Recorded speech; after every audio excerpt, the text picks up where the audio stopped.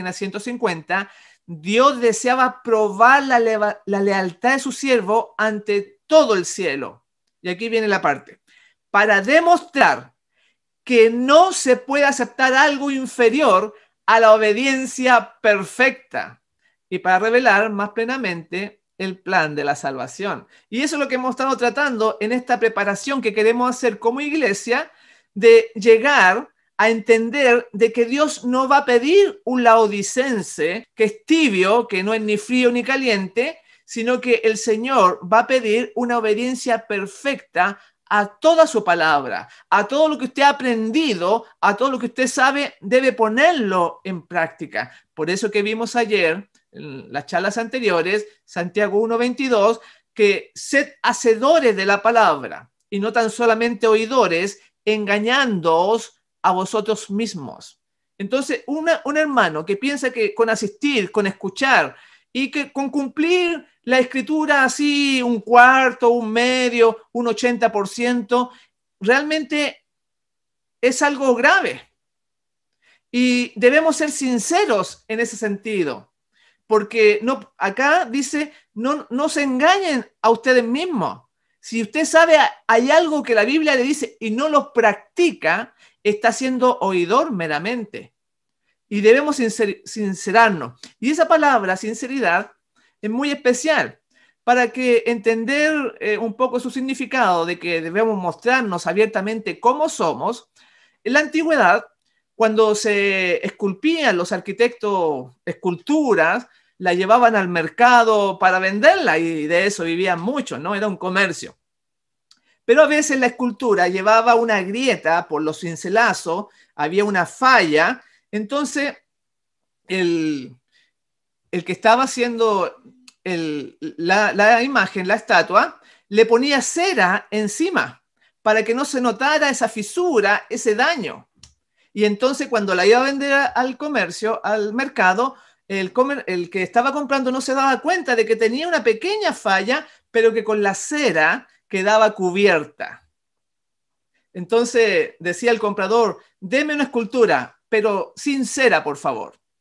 Y de ahí viene esa palabrita que debemos ser sinceros. No debemos esconder algo, no debemos tapar nuestra condición, sino que darnos a entender a nosotros mismos quiénes somos y si acaso estamos o no de acuerdo con la palabra de Dios. Porque hemos dicho que se va a levantar la oposición, el enemigo, y no va a ser tanto por el sábado, bueno, por el sábado también va a ser tanto la oposición, pero en realidad la Biblia y el Espíritu de Profecía nos muestra de que ellos van a odiarnos también porque por el carácter que tenemos. Porque ese fue el odio que tuvieron los judíos. Y por eso que también rechazaron a Jesús. Porque deponía a la vista de todos que ellos eran egoístas y que él era santo. Y eso es lo que dice acá en el deseado, página 210. Pero no fue simplemente la ausencia de gloria externa en la vida de Jesús lo que indujo a los judíos a rechazarle. Era él la personificación de la pureza y ellos eran impuros. Entonces, como moraba un ser puro, queda de manifiesto que ellos no lo eran y lo odiaban más todavía. Por eso que el carácter tiene una faceta importante y también el estudio de la palabra. Porque si nosotros no sabemos lo que es la verdad, vamos a ser confundidos.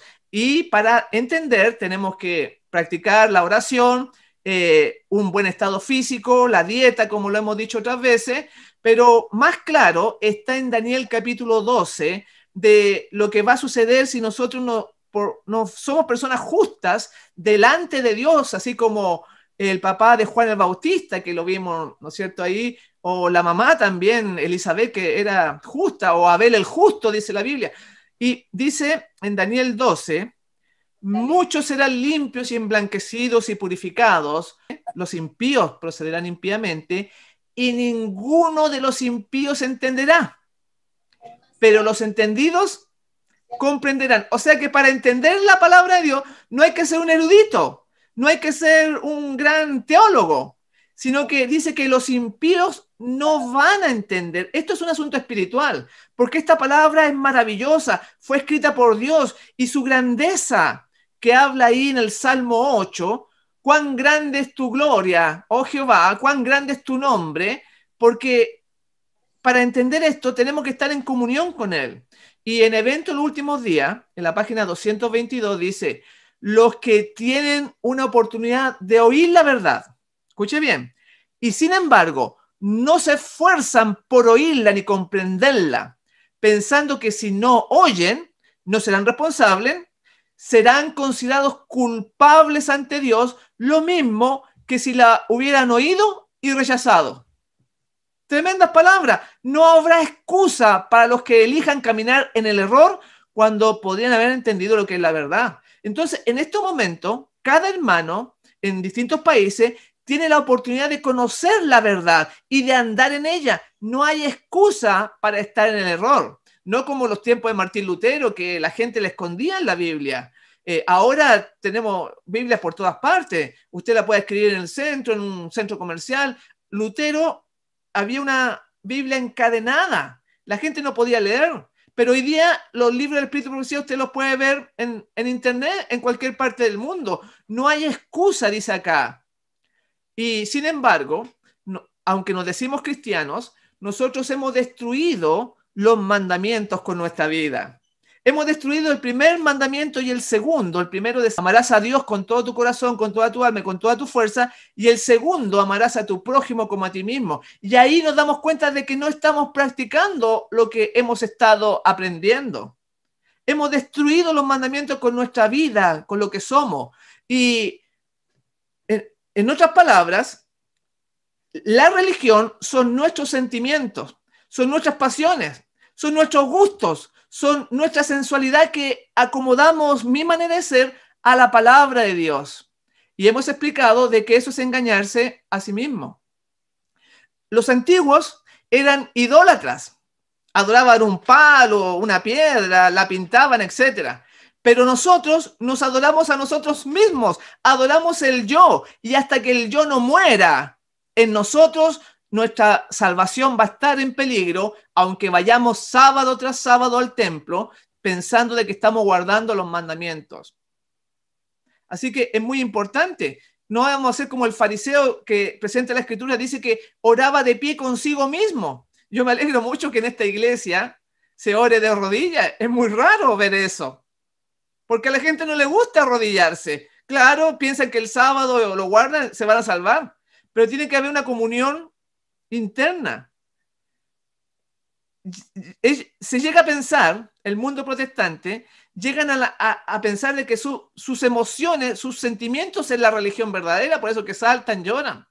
Pero el primer mandamiento dice, amarás al Señor tu Dios con todo tu corazón, con toda tu alma y con toda tu mente.